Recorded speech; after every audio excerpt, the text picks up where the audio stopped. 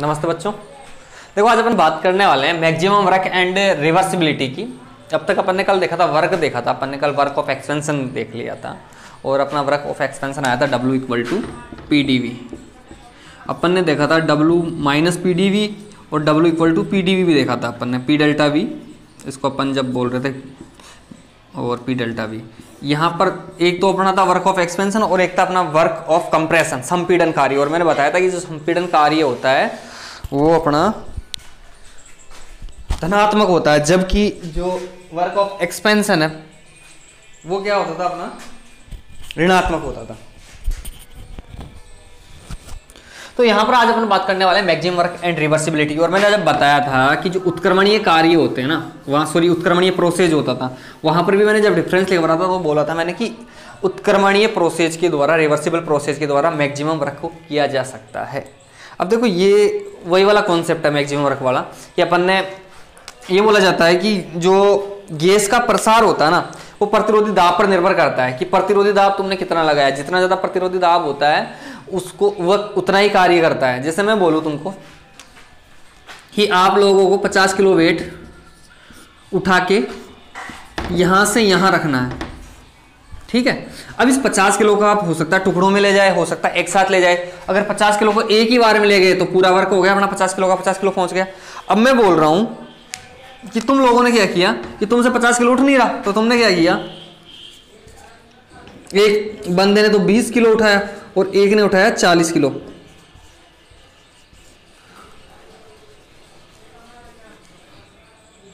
ये हो गया सी और डी बोल देते हैं। एक ने तो 20 किलो उठाया, एक ने 40 किलो उठाया। तो मैं बोल रहा हूं कि जितना ज्यादा वजन उठाएगा काम उतना ही ज्यादा होगा। एक तरह से मैं बोलूं कि जो सिलेंडर का जो पिस्टन है उसके ऊपर जितना ज्यादा प्रतिरोधी दाब लगाते हैं वर्क उतना ही ज्यादा होता है। तो वैसे ही मैं बोल रहा हूं कि जैसे 50 किलो नहीं उठ रहा था, तो अब मैं बोलूं उसमें से मैं 1 किलो कम कर देता हूं तो उठा लेगा वो। तो एक तो वो 49 किलो उठा के उधर रखेगा और एक 40 किलो। तो कौन से में वर्क ज्यादा होगा, जहां पर सबसे ज्यादा वजन उठा के ले जा रहा है वहां पर वर्क सबसे ज्यादा होगा, एक बार में तो यही होगा ना। तो इसी प्रकार से ये बोला जाता है कि जो गैस के ऊपर जो प्रसार कार्य होता है वो किस पर निर्भर करता है, प्रतिरोधी दाब पर। प्रतिरोधी दाब का मान जितना ज्यादा होगा वर्क उतना ही ज्यादा होता है। अपन को पता है कि जो प्रतिरोधी दाब है और जो गैस के द्वारा लगाया गया प्रेशर, अगर वो दोनों सेम है तो पिस्टन अपनी जगह से हिलता भी नहीं है, ठीक है। क्या होता है, हिलता भी नहीं है। और अपन बोलते हैं अगर प्रतिरोधी दाब, ये सिलेंडर है, सिलेंडर पर प्रतिरोधी दाब अपन ने 0 लगा दिया, ये पी क्या लिखा 0, तो होने वाला जो कार्य वो भी क्या होगा 0। जैसे 50 किलो था, 50 किलो में से वो ऐसे घूम के वापस आ गया, तो फिर बोले काम करके आया हूं, कहां काम करके आया है, वजन तो ये बढ़ा हुआ है। तो अपने क्या बोलेंगे, अगर प्रतिरोधी दाब 0 होगा तो उसका कार्य भी 0 होता है। ये बोला जाता है यदि प्रतिरोधी दाब को निरंतर बढ़ाया जाए। जैसे यहाँ पर 50 किलो वजन था टोटल अपना, और 50 किलो के बाद उठ नहीं रहा, जैसे 40 किलो से 40, 41, 42, 43, 44 बढ़ाते बढ़ाते चले, तो बोला जाता है प्रतिरोधी दाब को अगर निरंतर बढ़ाते जाएं तो अपना जो कार्य है ना उसका मान भी बढ़ता जाता है। मैंने क्या बोला, अगर प्रतिरोधी दाब को अपन बढ़ाएंगे तो कार्य का मान भी निरंतर बढ़ता जाता है। अपन बोले यदि प्रतिरोधी दाब गैस के समान, तो अपन बोलेंगे यहां से पिस्टन ऊपर जाएगा ही नहीं, तो यहां पर क्या होगा, गैस का प्रसार बिल्कुल भी नहीं होने वाला। गैस का जब प्रसार नहीं होगा तो यहां पर ये पिस्टन ऊपर नहीं जाएगा, ऊपर नहीं जाएगा तो वर्क भी नहीं होगा। अब मैं बोल रहा हूं यदि जो प्रतिरोधी दाब है उसका मान अगर मैं थोड़ा सा बढ़ा दूं, इस कंडीशन में जब बोल रहे हैं कि P A equal to P है, अगर मैं बोलूं पी ए का मान थोड़ा सा बढ़ा दूं मैं, तो कौन सा कार्य होगा, कौन सा कार्य होगा, पिस्टन नीचे की साइड चला जाएगा ना, और नीचे की साइड चलेगा तो संपीड़न कार्य होगा। क्या होगा, संपीड़न कार्य। तो अपन को क्या है, पिस्टन को ऊपर उठाना है, और पिस्टन को ऊपर उठाना तो इसका वजन थोड़ा सा अपन कम कर देंगे, और थोड़ा सा वजन कम करके इसको ऊपर उठाएंगे। तो अपन ने कल निकाला था वर्क कि पिस्टन का थोड़ा सा वजन जो पी था उसमें से अपन ने पी घटा दिया था, और घटा के थोड़ा सा वजन कम करके अपन ने पिस्टन को ऊपर उठाया था और कार्य की गणना की थी। और अपन बोल रहे हैं कि थोड़ा सा जब घटाएंगे तो ये जो इस तरह का जो प्रोसेस होगा उस प्रोसेस को अपन बोलते हैं रिवर्सिबल प्रोसेस। क्या बोलेंगे, रिवर्सिबल प्रोसेस या उत्क्रमणीय कार्य, क्योंकि अनंत सूक्ष्म परिवर्तन कर रहे थे अपन, और जैसे थोड़ा सा ऊपर उठेगा अपन उसको नीचे भी ला सकते हैं। तो ये जो प्रोसेस होता है अपना कौन सा होता है, रिवर्सिबल प्रोसेस या उत्क्रमणीय प्रक्रम के द्वारा होने वाला कार्य मैक्सिमम वर्क होता है, ठीक है। तो मैं बोल रहा हूं कि अगर अपना प्रसार कार्य अपन को करवाना है, तो पी ए के अंदर से अपन ने थोड़ा सा प्रेशर कम कर दिया था, P A P minus D P. कल अपन ने जो देखा था ना W equal to minus P D भी देख लिया था अपन ने, कल अपन ने देखा था, मैं लिखूं अगर W रिवर्सिबल या W मैक्सिमम इक्वल टू, कल अपन ने लिखा था P delta V, W equal to क्या लिखा था P डेल्टा V, मैं बोल रहा हूं V1 से V2 और यहां लिख दे अपन PdV, क्या लिख दे PdV, क्योंकि ये अपना कौन सा था वर्क की अपन ने कैलकुलेशन कर ली थी कल।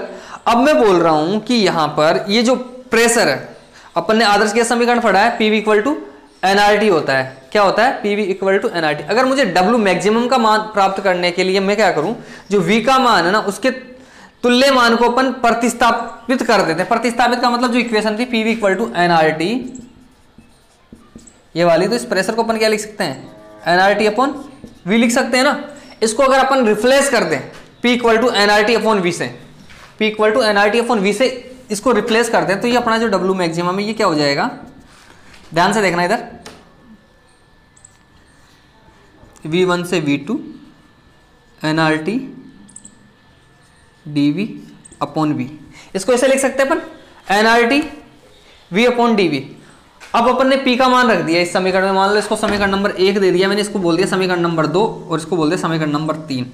अब आप लोगों को पता है कि N कांस्टेंट है, R कांस्टेंट है, ठीक है, तो मैं बोल दूं टेम्परेचर यहाँ कांस्टेंट है, मैं बोल दूं अगर टेम्परेचर भी कांस्टेंट रहे, ताप स्थिर रहता है प्रसार कार्य के दौरान, और जब ये टेम्परेचर कांस्टेंट होगा तो अपन क्या लिख सकते हैं, इस N कांस्टेंट है, R कांस्टेंट है, T कांस्टेंट है, तो इसको बाहर ले लें, तो W maximum equal to NRT V1 से V2 1 upon V dV। 1 upon V का समाकलन क्या होता है ln x, अपन ने पढ़ा है 1 अपॉन x का समाकलन क्या पढ़ा था ln x पढ़ा था ना, क्या पढ़ा था ln x, तो 1 अपॉन V का समाकलन क्या हो जाएगा minus NRT ln V2 upon V1 लिख दो इसको। इधर देखना बायो वाले बच्चों देख लो एक बार इधर, जैसे ही लिखा V1 से V2 1 upon V dV, V का अपन ने 1 अपॉन V का समाकलन किया तो इसका क्या आया ln V आया, और यहां लिमिट लग रही है V1 से V2, तो क्या होगा ln V2 ln V1 ये आएगा। तो हम लोगों को पता है कि एक फॉर्मूला पढ़ा था अपन ने log A minus log B, इसको क्या लिख सकते थे log A अपॉन B लिख सकते हैं, तो वैसे ही इसको मैंने लिख दिया ln V2 अपॉन V1, तो इसको क्या लिख सकते हैं अपन ln V2 अपॉन V1। आप लोगों को समझ में आया होगा, मैं दोबारा बता दूं 1 अपॉन x का समाकलन अपन ने पढ़ा ln x होता है, तो यहाँ पर 1 अपॉन V है, तो इसका समाकलन क्या होगा ln V, यहाँ पर लिमिट लग रही है तो लिमिट लगाएंगे V1 से V2 की, तो यहाँ पर इसको कैसे लिखेंगे ln V2 minus ln V1, तो इसको मैंने लिख दिया ln V2 minus ln V1। और अपन ने एक फॉर्मूला पढ़ा है log A minus log B का, तो इसको क्या लिख सकते हैं log A अपॉन B, तो इसको अपन क्या लिख देंगे ln V2 अपॉन V1। तो यहाँ पर मैंने लिख दिया W maximum equal to NRT ln V2 upon V1। और अपन को पता है कि जो ln होता है उसको log बेस 10 में बदलते हैं, तो क्या होता है अपना उसको 2.303 से चेंज कर देते हैं 2.30, तो ये अपना जो फॉर्मूला है वो क्या हो जाएगा W maximum equal to minus, इसको ऐसे लिख देते हैं 2.303 भी आएगा ना अपना, minus 2.303 NRT log V2 upon V1, ये अपन आराम से लिख सकते हैं NRT log V2 upon V1। तो ये अपना क्या हो गया मैक्सिमम वर्क हो गया, इसको अपन कैलकुलेट करने वाले हैं आज। तो आप लोग हेडिंग डाल दो अधिकतम कार्य तथा उत्क्रमणीयता, और जल्दी जल्दी लिख लो गैस द्वारा किया गया प्रसार कार्य, गैस द्वारा किया गया प्रसार कार्य प्रतिरोधी दाब PA पर निर्भर करता है, PA पर निर्भर करता है। गैस द्वारा किया गया प्रसार कार्य प्रतिरोधी दाब PA पर निर्भर करता है, न कि गैस के दाब P पर, न कि गैस के दाब P पर। गैस द्वारा किया गया प्रसार कार्य प्रतिरोधी दाब PA पर निर्भर करता है, न कि गैस के दाब P पर। यदि प्रतिरोधी दाब, या पिस्टन तो अपन ने कई बार बना लिया, बार बार नहीं बनाए, इसको समझ में आना चाहिए कि ये पिस्टन जो बनाया था मैंने उसके अंदर ऊपर पी ए प्रेशर प्रतिरोधी दाब था और पी गैस का प्रेशर था, और पी ए को थोड़ा सा कम करेंगे पी माइनस डी पी तो ऊपर चला जाएगा। यदि प्रतिरोधी दाब शून्य हो पी ए इक्वल टू 0, यदि प्रतिरोधी दाब पी ए इक्वल टू 0 हो तो प्रसार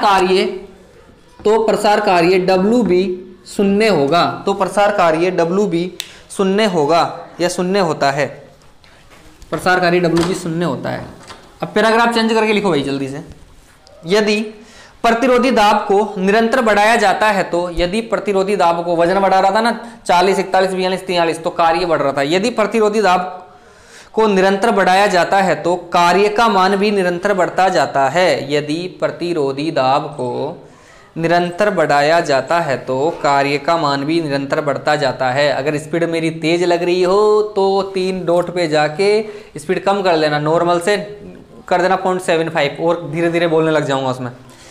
यदि प्रतिरोधी दाब को निरंतर बढ़ाया जाता है तो कार्य का मान भी निरंतर बढ़ता जाता है। यदि प्रतिरोधी दाब गैस के दाब के समान हो, यदि प्रतिरोधी दाब गैस के दाब के समान हो P A equal to P, यदि प्रतिरोधी दाब गैस के दाब के समान हो तो गैस का प्रसार रुक जाता है, गैस का प्रसार रुक जाता है तथा आयतन परिवर्तन क्या होगा 0, तथा आयतन परिवर्तन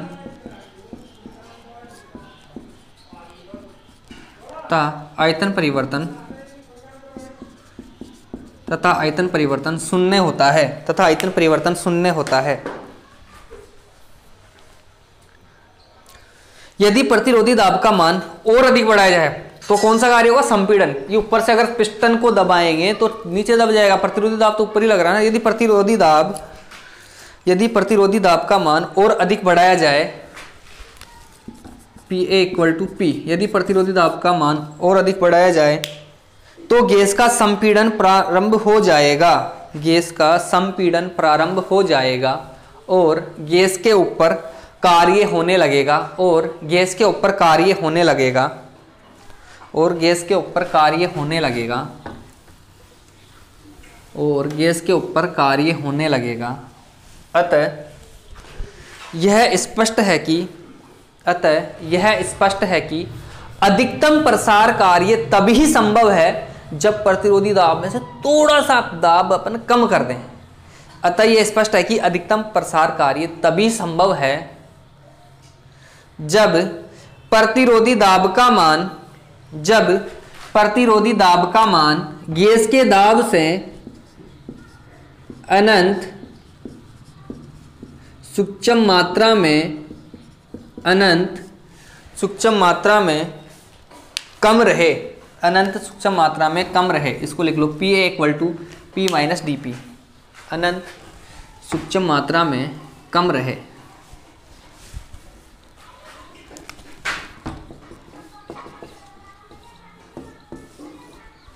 अनंत सूक्ष्म मात्रा में कम रहे, लिख लो P A equal to P minus D P.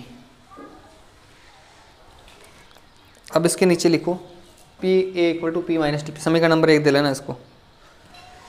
चूंकि यह परिस्थिति उत्क्रमणीय प्रसार को प्रदर्शित करती है, चूंकि यह परिस्थिति उत्क्रमणीय प्रसार को प्रदर्शित करती है, अतः यह निष्कर्ष निकाला जा सकता है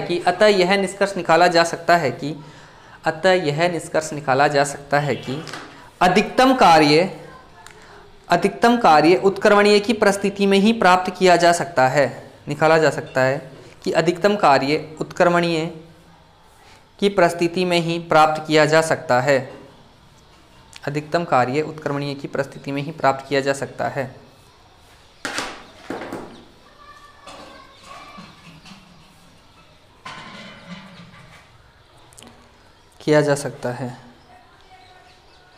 इन्हीं परिस्थितियों में कल अपन ने एक इक्वेशन लिखी थी W equal to minus P delta V, और अपन ने लिखी थी W equal to P D V लिखी थी, V1 से V2 पी डी वी। तो इन्हीं परिस्थितियों में तो उत्पन्न की गई थी वो, ये लिख लिया आप लोगों ने। उत्क्रमणीय परिस्थिति में प्राप्त किया जा सकता है। निम्न समीकरण इन्हीं परिस्थितियों में व्युत्पन्न की गई है। निम्न समीकरण इन्हीं परिस्थितियों में व्युत्पन्न की गई है। व्युत्पन्न की गई है, निम्न समीकरण इन्हीं परिस्थितियों में व्युत्पन्न की गई है। इसमें लिख दो W reversible equal to W maximum equal to minus PdV, V1 से V2 लिख देना। इसको दे देना समीकरण नंबर 2, समीकरण नंबर 2।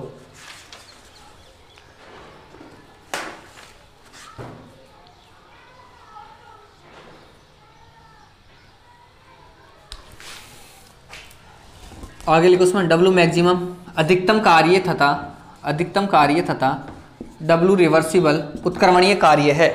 W मैक्सिमम अधिकतम कार्य तथा W रिवर्सिबल उत्क्रमणीय कार्य है, अधिकतम कार्य है। आगे लिखो पैराग्राफ चेंज करके, W मैक्सिमम का मान प्राप्त करने के लिए P का मान V के तुल्य मान में, तुल्य का मतलब समान हो गया ना, W मैक्सिमम का मान प्राप्त करने के लिए P का मान V के तुल्य मान में प्रतिस्थापित करके समीकरण 2 का प्रतिस्थापित करके समीकरण 2 का V1 तथा V2 की सीमाओं में समाकलन करते हैं।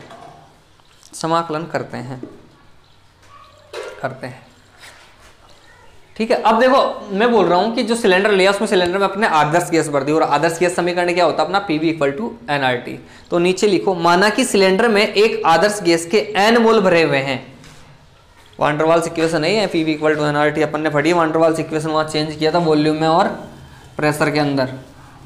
फर्स्ट ईयर याद हो गई होगी तो नहीं होगी, नहीं हो तब भी याद करो। माना कि सिलेंडर में एक आदर्श गैस के n मोल भरे हुए हैं,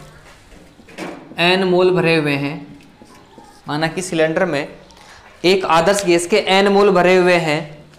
आदर्श गैस समीकरण PV इक्वल टू nRT द्वारा, तो यहां लिख लेना P equal to nRT upon V, PV equal to nRT। इसको देना समीकरण नंबर 3 देना, इसको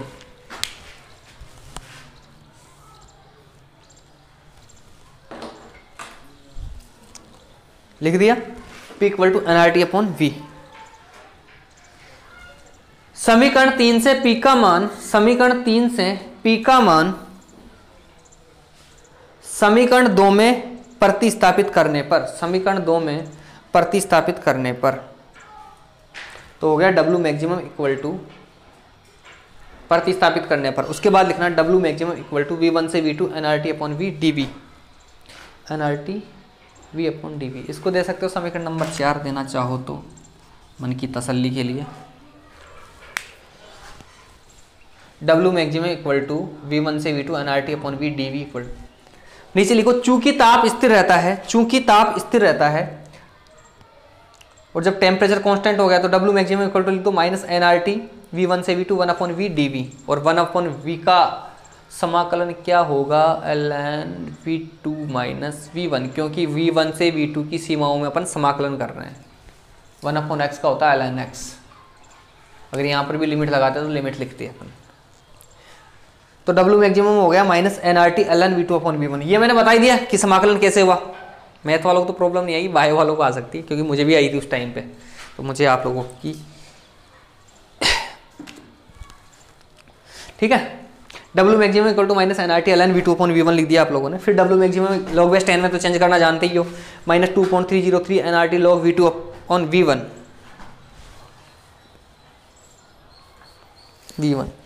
इसको दे दो समीकरण नंबर 5। ये अपना W मैक्सिमम, अगर एग्जाम में पूछे तो यहाँ तक अपन कैलकुलेट कर सकते हैं। फिर नीचे लिख लो एक आदर्श गैस के लिए स्थिर ताप पर, एक आदर्श गैस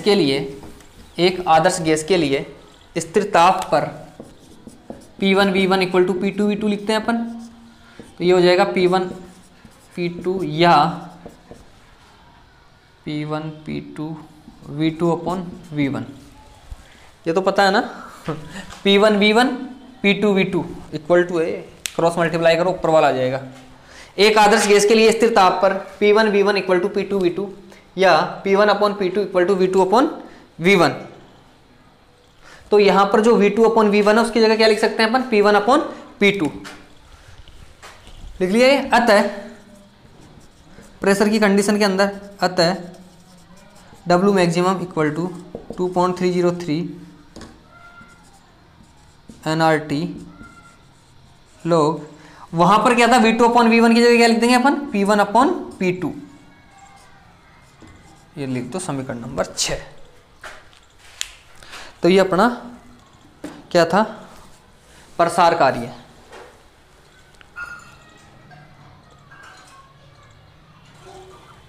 देखो ऐसा ही फॉर्मूला किसमें होता है, संपीड़न कार्य में भी होता है, बट वहां पर माइनस का साइन नहीं आता। और मैंने कल बताया था कि संपीड़न कार्य में प्रारंभिक आयतन और अंतिम आयतन की बात की थी, अंतिम आयतन प्रारंभिक आयतन से कम होता है। ठीक है, ये बात कर ली थी मैंने कल।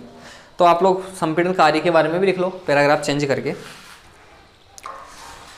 संपीड़न में अंतिम आयतन, संपीड़न में अंतिम आयतन, संपीड़न में अंतिम आयतन,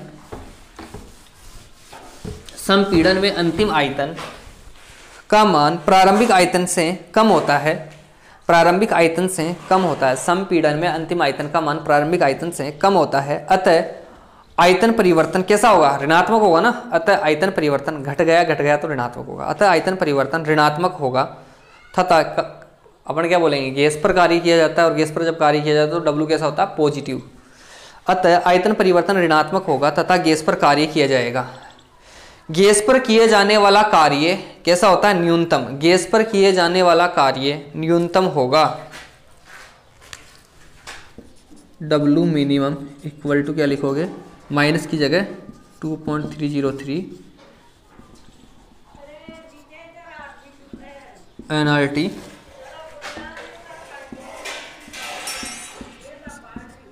log V2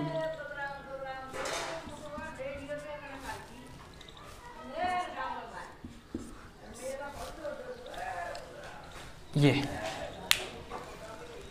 W मिनिमम न्यूनतम कार्य है, लिख देना W मिनिमम न्यूनतम कार्य है। ठीक है, तो आज के लेक्चर में इतना ही काफी। मैक्सिमम वर्क एंड रिवर्सिबिलिटी, आप लोगों के रेस्पॉन्स का वेट रहेगा। Thank you so much. आगे भी पहुंचाओ बच्चों के पास जो नहीं देख रहे। ठीक है, आप लोग सबके पास पहुंचाओ, ये वीडियो काम आएंगे आपके, ऐसी बात नहीं है। बायो वाले बच्चे विशेष तौर पर, जो बायो वाले बच्चे आपस में जिसको भी वीडियो मिल गया अपने दोस्तों के पास पहुंचाओ। बायो वाल मैथ वाले समझ लेंगे, पर बायो वालों के लिए बहुत बेनिफिशियल होगा ये। ठीक है, okay, thank you so much.